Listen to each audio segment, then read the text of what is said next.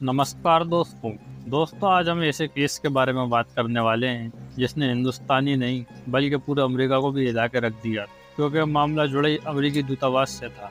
अमेरिकी दूतावास में असिस्टेंट मैनेजर लीना शर्मा की हत्या 15 दिनों तक पुलिस के लिए पहेली बनी रही। 7 दिन बाद उसके मामा प्रदीप शर्मा ने थाने में उसकी गुमशुदगी दर्ज कराई थी। काफी खोजबीन के बाद नाले में दफन उसकी लाश मिल गई, लेकिन इस मर्डर मिस्ट्री की कड़ियां जोड़ने में और परिवार को न्याय मिलने में 7 साल का लंबा वक्त लगा। 21 मार्च 2023 को कोर्ट ने 3 आरोपियों को आजीवन कारावास की सजा सुनाई। आखिर कौन थे ये 3 आरोपी, लीना की हत्या के असली गुनहगार? जानने के लिए बने रहिए अंत तक वीडियो में हमारे साथ। आगे बढ़ने से पहले लेकिन अभी तक आपने चैनल को सब्सक्राइब नहीं करा है तो चैनल को सब्सक्राइब करके नोटिफिकेशन ऑन कर दीजिए। मध्य प्रदेश के सुहागपुर के राजेंद्र वार्ड के रहने वाले सत्येंद्र शर्मा की 2 बेटियां थीं, लीना शर्मा और हेमा शर्मा। 40 साल की हेमा और 38 साल की लीना शर्मा के पिता की मौत बहुत पहले ही हो चुकी थी। अब इस चीज को थोड़ा ध्यान से समझिए। लीना की माँ भी 2 बहनें थी। लीना के नाना 2 भाई थे। एक भाई का बेटा प्रदीप शर्मा था, जो कि एक बहुत बड़ा और ताकतवर नेता था। लीना के नाना नानी की मौत के बाद ननिहाल की संपत्ति की वारिस लीना की माँ और मौसी बची थी। लीना के मौसा की बहुत पहले ही मौत हो चुकी थी और उनकी कोई संतान भी नहीं, इसलिए उनकी देखभाल भी लीना ने की थी। इसी वजह से ननिहाल की 36 एकड़ जमीन की वारिस लीना और हेमा थी। ये बात नाना के भाई के बेटे प्रदीप को बहुत अखरती थी। वक्त के साथ हेमा की शादी कर्नाटक के बेंगलुरु में रहने वाले साइंटिस्ट से हो गई और दिल्ली में पढ़ी लिखी लीना अमेरिकी दूतावास में असिस्टेंट मैनेजर के पद पर काम करने लगी। लीना दिल्ली के बसंतकुंज इलाके में रहती थी। होशंगाबाद के सुहागपुर के पास डूडादेव गांव है। उस गांव में उनकी करोड़ों रुपए की पुश्तैनी जमीन थी, जिस पर खेती होती थी। गांव में देखरेख के अभाव में करीब 10.41 एकड़ जमीन पर उसके मामा प्रदीप शर्मा का कब्जा था। पुश्तैनी जमीन की देखरेख करने वाले बटाईदार फोन पर इसकी जानकारी समय समय पर लीना को देते रहते थे। बात 2016 के अप्रैल महीने की है। दोनों बहनें लीना और हेमा सुहागपुर आई हुई। लीना शर्मा ने अपनी बहन से कहा, दीदी प्रदीप मामा हर साल अपनी जमीन पर कब्जा करते जा रहा है। अगर हमने इस पर ध्यान नहीं दिया तो वो हमारी पूरी जमीन हड़प लेंगे। तो इस पर हेमा ने सलाह देते हुए कहा, हाँ लीना, मामा को तो लगता है कि अब हम गांव जाकर खेती करने से रहे तो इसी बात का फायदा उठा रहे हैं। तुम्हारे जीजा जी को तो छुट्टी मिलती नहीं है, तुम ही एक बार गाँव घूमकर आ जाओ। तो लीना बोली, दीदी मैं जाकर मामा से बात करती हूँ और जमीन की हदबंदी कराती हूँ। लीना ने 20 अप्रैल 2016 को सुहागपुर तहसील में पटवारी और आरआई को जमीन की पैमाइश करने की दस्तखत दे दी। 24 अप्रैल को तहसील के पटवारी और रेवेन्यू इंस्पेक्टर ने जब खेत की पैमाइश की तो करीब 10 एकड़ 41 डेसिमल जमीन प्रदीप शर्मा के कब्जे में थी। मौके पर पंचनामा बनाकर हदबंदी के लिए गड्ढा खोदकर निशान बनाया गया। लीना ने सीमांकन कराकर मामा के कब्जे से जमीन को मुक्त करा लिया। वो चाहती थी कि अपने कब्जे की जमीन पर तारबंदी करा दे ताकि दोबारा कोई कब्जा न कर सके। तारबंदी कराने के लिए उसने प्रताप कुशवाहा से बात। 29 अप्रैल 2016 की सुबह 9 बजे लीना शर्मा सुहागपुर से ऑटो रिक्शा लेकर डूडादे गांव में प्रताप कुशवाहा, उसके कर्मचारी गंगाराम और तुलाराम के साथ मौके पर पहुंच गयी। मामा प्रदीप शर्मा ने उन्हें तारबंदी कराने से रोकते हुए कहा, लीना मैं भी तारबंदी कराने वाला हूँ, तुम परेशान मत हो, मैं दोनों की एक साथ ही करा दूंगा। जब लीना ने मामा की बात नहीं मानी तो प्रदीप शर्मा लीना के साथ आए कर्मचारियों को भला बुरा कहने लगा। प्रताप कुशवाहा और गंगाराम और तुलाराम प्रदीप शर्मा के तेवर देखकर तारबंदी का सामान वहीं खेत पर छोड़कर वहां से भाग गए। 5 मई 2016 को सुहागपुर पुलिस स्टेशन में प्रदीप शर्मा ने गुमशुदगी की सूचना दर्ज कराई। प्रदीप ने तत्कालीन टीआई राजेंद्र वर्मन को बताया, 38 साल की मेरी भांजी लीना शर्मा दिल्ली में अमेरिकन एम्बेसी में असिस्टेंट मैनेजर के पद पर काम करती है। लीना 28 अप्रैल 2016 को गांव डूडादे मुझ पर मिलने आई थी। उसी दिन मुझसे मिलकर वो जबलपुर जाने को कहकर निकली थी। जब 29 अप्रैल को मैंने उसे कॉल किया तो उसका मोबाइल बंद आता रहा। मैं लगातार लीना से संपर्क करता रहा, लेकिन अब तक उसकी कोई खोज खबर नहीं मिली। मामला क्योंकि अमेरिकी दूतावास की कर्मचारी से जुड़ा हुआ था, लिहाजा टीआई राजेंद्र वर्मा ने लीना की गुमशुदगी के मामले को गंभीरता से लेते हुए गुमशुदगी दर्ज होने के बाद लीना के मोबाइल नंबर को ट्रेस कराने की कोशिश की तो उसकी लोकेशन पिपरिया की मिली। सुहागपुर पुलिस टीम ने पिपरिया जाकर लोकेशन ट्रेस की और एक अमन वर्मा नाम के युवक के पास से लीना का मोबाइल जब्त कर लिया। अमन ने पूछताछ में पुलिस को बताया कि मुझे ये मोबाइल भोपाल से इटारसी जाने वाली विंध्याचल एक्सप्रेस ट्रेन में मिला था, मैंने इसे चुराया नहीं। पुलिस ने पिपरिया से मिले लीना के मोबाइल की जब कॉल डिटेल्स निकाली तो पहली बार पुलिस को कुछ अहम सुराग मिले। कॉल डिटेल्स में मिले आखिरी नंबर पर पुलिस ने फोन किया तो ये नंबर किसी ऑटो रिक्शा चालक का नंबर निकला। ऑटो वाले ने पुलिस को बताया कि उसने खुद अपने ऑटो से 29 अप्रैल की सुबह लीना शर्मा को डूडादे गांव में खेत के पास छोड़ा था। सुहागपुर पुलिस ने इस विरोधाभास को नोट किया कि 5 मई 2016 को उसके मामा प्रदीप शर्मा ने सुहागपुर थाने में लीना के गायब होने की जो गुमशुदगी दर्ज कराई, उसमें 28 अप्रैल की सुबह 9 बजे से उसके लापता होने की बात कही थी, जबकि ऑटो चालक 29 अप्रैल को सुबह लीना को गांव छोड़कर आने की बात कह रहा था। ऐसे में पुलिस को शक हुआ कि आखिर लीना के मामा ने उसके गाँव में आने को लेकर झूठ क्यों बोला। प्रदीप शर्मा की तरह ही उसके दो नौकर गोरेलाल मस्कोले और राजेंद्र कुमरे के बयान में भी विरोधाभास था। यहीं से पुलिस का शक मामा पर गिराने लगा, लेकिन कोई पुख्ता सबूत हाथ नहीं लगाता। प्रदीप शर्मा एक ताकतवर नेता था, इसलिए पुलिस उस पर बिना सबूत के हाथ डालने से कतरा रही थी। लीना शर्मा की हत्या एक राजी बनकर रह जाती अगर उसके दोस्त उसे नहीं ढूंढते। जब लीना शर्मा तयशुदा वक्त पर नहीं लौटी और उसका मोबाइल फोन बंद देने लगा तो भोपाल में रह रही उसकी सहेली ऋतु शुक्ला ने उसकी गुमशुदगी की खबर पुलिस कंट्रोल रूम में दी। लीना की गुमशुदगी की रिपोर्ट ना तो उनकी बहन हेमा शर्मा ने दर्ज कराई थी और ना ही दूसरे रिश्तेदारों ने। उनकी सहेली ऋतु शुक्ला, क्लासमेट शादबिल ओसादी आदि ने पुलिस और मीडिया तक गुम होने की खबर व्हाट्सएप और फेसबुक के माध्यम से पहुंचाई थी। लीना के लापता होने से उसके दोस्तों ने सोशल साइट फेसबुक पर सेव लीना नाम से एक कैंपेन भी चलाया, जिसे अच्छा खासा रिस्पॉन्स मिल रहा था।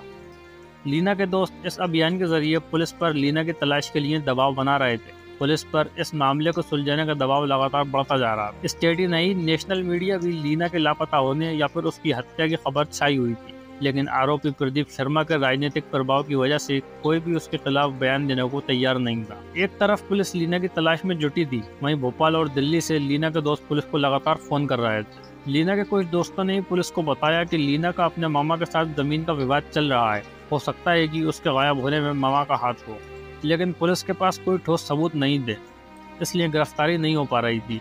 उस वक्त होशंगाबाद के तत्कालीन एसपी आशुतोष सिंह ने मामले को गंभीरता से लेते हुए सुहागपुर पुलिस को लीना की खोज करने के लिए भेज दिया। सुहागपुर पुलिस ने जब प्रदीप शर्मा से संपर्क किया तो घबरा गया। देर से रिपोर्ट लिखाए जाने से प्रदीप शर्मा शक के दायरे में आया और जमीन के झगड़े की बात सामने आई तो पुलिस का शक यकीन में बदल गया। पुलिस को जब ये जानकारी मिली कि लीना शर्मा और उसके मामा प्रदीप के बीच तारबंदी को लेकर विवाद हुआ था और इसके बाद तारबंदी नहीं हुई, तो पुलिस ने लीना के साथ गए तारबंदी करने वालों से सख्ती से पूछताछ की। अब उसकी हत्या का खुलासा हो गया। पुलिस ने प्रदीप शर्मा के दो नौकरों गोरेलाल और राजेंद्र को 13 मई 2016 की शाम को पूछताछ के लिए उठवा लिया तो उनसे अलग अलग पूछताछ शुरू की। पहले तो वो भी पूरी घटना से अनजान होने का नाटक करते रहे, लेकिन पुलिस की सख्ती के सामने दोनों जल्दी टूट गए। उन्होंने 2 घंटे में राज उगल दिया। पुलिस को दोनों ने बताया कि मामा प्रदीप शर्मा ने लीना की हत्या को अंजाम दिया है, हम दोनों तो बस उनका सहयोग कर रहे थे। जिसके बाद प्रदीप शर्मा भोपाल भाग गया। भोपाल पुलिस की मदद से प्रदीप को सुहागपुर लौटने के लिए मजबूर किया गया और बाद में गिरफ्तार कर लिया गया। इसके बाद पुलिस ने प्रदीप शर्मा को हिरासत में लिया तो उसने लीना के डूडादो गांव पहुंचने से लेकर उसकी हत्या करने और शव को ठिकाने लगाने की पूरी कहानी पुलिस को बता दी। इस कहानी को जिसने भी सुना उसके पैरों तले जमीन खिसक गई।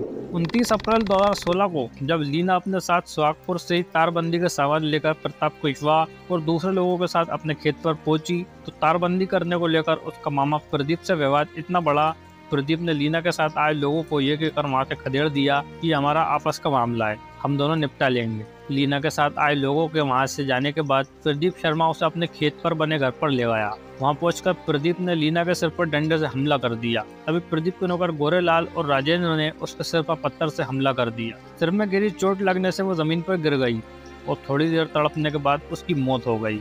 लीना की मौत के बाद प्रदीप ने दोनों नौकरों से कहा, जाओ जल्दी ट्रैक्टर ट्राली लेकर आ जाओ, लाश को ठिकाने लगाना पड़ेगा, जो हुआ उसे भूल जाओ और लाश ठिकाने लगाने में मेरी मदद करो। आज के बाद किसी से इस बात की चर्चा भी नहीं करना। प्रदीप शर्मा ने दोनों को भरोसा दिलाते हुए ये बात बोली थी। प्रदीप शर्मा के कहने पर गोरेलाल और राजेंद्र कुछ ही देर में ट्रैक्टर ट्राली लेकर आ गए। तीनों ने मिलकर लीना की लाश को ट्रैक्टर ट्राली में रखा और उसके ऊपर घास फूस रखकर नौकरों के साथ सतपुड़ा टाइगर रिजर्व क्षेत्र के कामती जंगल में पहुंच गए। वहां बरसाती नाले में सबसे पहले गोरेलाल और राजेंद्र ने गड्ढा खोदा और उस गड्ढे में नमक और यूरिया खाद डाल दी। बाद में लीना के शरीर के कपड़े उतारकर उसे दफना दिया। 14 मई 2016 को प्रदीप शर्मा की निशानदेही पर पुलिस टीम ने लीना शर्मा की लाश निकाली। शव पर मिले टैटू और ब्रेसलेट से लीना शर्मा की बहन हेमा शर्मा ने उसे पहचान लिया। बाद में लीना शर्मा के सैंपल से हेमा शर्मा का डीएनए भी मैच कराया गया। प्रदीप शर्मा ने लीना के कपड़ों में मिले पर्स से वसीयतनामा निकालकर उसकी जीन्स पैंट और पर्स को अपने घर के पीछे खेत की मेड़ पर जला दिया था, जबकि वसीयतनामा को अपने पास रख लिया था। 14 मई को जिस तरह की हालत में लीना का शव मिला था, उससे दुष्कर्म की आशंका भी जताई जा रही थी। इस वजह से 3 डॉक्टरों के पैनल ने पोस्टमार्टम किया। शव 15 दिन पुराना होने से बुरी तरह सड़ चुका था। पुलिस को पोस्टमार्टम रिपोर्ट मिली तो डॉक्टरों ने सिर में गहरी चोट से फ्रैक्चर होना और उसी वजह से मौत होने की बात कही थी। पोस्टमार्टम करते वक्त डॉक्टरों ने दुष्कर्म जैसी घटना की आशंका को देखते हुए वेजिनाइल स्लाइड भी बनाई। पोस्टमार्टम के बाद 15 मई 2016 को लीना की बहन हेमा और बहनोई ने सुहागपुर आकर लीना का अंतिम संस्कार करा दिया। पुलिस की दिन भर हुई पूछताछ में प्रदीप ने कई राज उगले। उसने बताया कि लीना की मौत सिर में चोट लगने से नहीं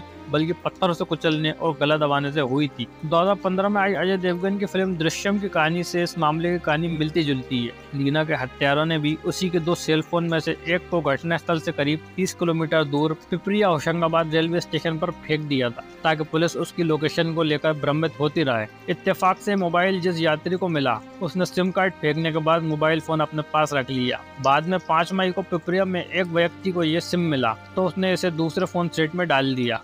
जब लीना के दोस्त का फोन कॉल आया तो उसने लीना के साथ कुछ गलत होने के बारे में उसे सतर्क कर दिया। इसी मोबाइल की कॉल डिटेल्स से पूरे मामले की कड़ियां जुड़ती चली गईं और लापता होने के 15वें दिन पुलिस ने गड्ढा खुदवाकर लीना की लाश को निकलवाया। प्रदीप ने पुलिस के सामने ये जताने की कोशिश की कि उसके आदमियों ने लीना पर राड और पत्थरों से हमला किया था, क्योंकि लीना ने 29 अप्रैल 2016 को जमीन विवाद को लेकर उस पर हमला किया था। लेकिन होशंगाबाद पुलिस की जाँच से पता चला ये पहले से तय मर्डर था। लीना के प्रदीप पर हमला करने का कोई निशान नहीं मिले। जिस तरह लीना के सामान को नष्ट कर दिया गया और उसके शरीर को कामती जंगल डुडादो गांव से लगभग 4 किलोमीटर दूर में फेंक दिया गया और उसके सेल फोन को ट्रेन में फेंकने का प्रयास किया गया, उससे पता चलता है कि यह मर्डर पहले से प्लान था। इसके अलावा हत्या के सबूत नष्ट करने के लिए दफनाने से पहले उसके शरीर पर यूरिया और नमक छिड़कने की हरकत भी इसी ओर इशारा करती है कि यह मर्डर पहले से प्लान था। लीना शर्मा की लाश काफी सड़ चुकी थी। उसकी पहचान कराने के लिए बहन हेमा शर्मा का भोपाल में डीएनए टेस्ट कराया गया था। डीएनए रिपोर्ट से लीना के शव की पहचान हुई। हत्या के खुलासे के बाद लीना के मामा प्रदीप शर्मा, नौकर गोरेलाल और राजेंद्र को हत्या के आरोप में पुलिस ने गिरफ्तार कर कोर्ट में चालान पेश किया, जहां से तीनों को जेल भेज दिया गया। प्रदीप शर्मा के घर वालों ने जमानत के लिए एड़ी चोटी का जोर लगा दिया, जबकि लीना की तरफ से कोई पहल नहीं हुई थी। यही वजह थी कि प्रदीप शर्मा के घर वाले कोर्ट कचहरी में पानी की तरह पेशाब बाहर आए थे और उनकी कोशिश रंग भी लाई। 1 साल के अंदर ही तीनों आरोपियों को कोर्ट से जमानत मिल गई। लीना की हत्या के 9 महीने बाद 22 फरवरी 2017 को प्रदीप शर्मा को कोर्ट ने जमानत दे दी। इसी तरह 11 महीने बाद 1 अप्रैल 2017 को गोरेलाल और राजेंद्र भी जमानत पर बाहर आ गए। 21 मार्च 2023 को कोर्ट का फैसला आते ही कोर्ट रूम में मौजूद सुहागपुर पुलिस ने प्रदीप शर्मा, गोरेलाल और राजेंद्र को गिरफ्तार कर लिया और उप जेल पिपरिया भेज दिया गया। जिस जमीन पर कब्जे के लिए लीना ने जान गंवाई थी, उस पर मामा प्रदीप शर्मा का कब्जा आज भी बरकरार है। उस पर प्रदीप शर्मा के घर परिवार के लोग फसल उगाते हैं। लीना शर्मा की बहन हेमा, जो अपने पति के साथ कर्नाटक के बेंगलुरु में रहती हैं, वारदात के बाद वो इतनी डर गई थी कि कभी जमीन को पाने गाँव ही नहीं गए। तो ये थी दोस्तों लीना शर्मा मर्डर मिस्ट्री की पूरी दास्तान। उम्मीद है वीडियो आपको पसंद आई होगी। वीडियो अगर पसंद आई तो इसे लाइक करके अपने दोस्तों के साथ शेयर करें और साथ ही हमारे चैनल को भी सब्सक्राइब कर लें। तो मैं मिलूंगा आपसे अगली वीडियो में, और इस वीडियो को आखिर तक देखने के लिए आप सबका धन्यवाद।